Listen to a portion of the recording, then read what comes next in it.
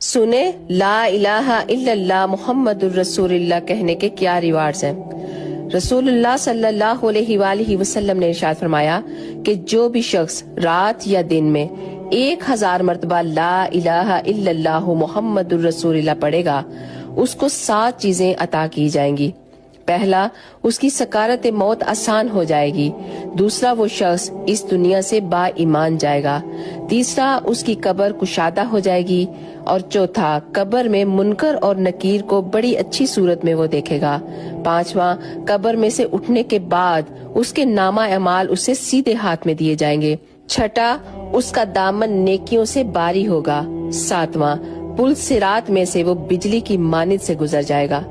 اور آپ صلی اللہ علیہ وآلہ وسلم نے فرمایا کہ جو بھی میری حدیث کو سنے اور اسے ویسے ہی آگے پہنچا دے تو وہ قیامت والے دن میری شفاعت کا حقدار ہو جائے گا۔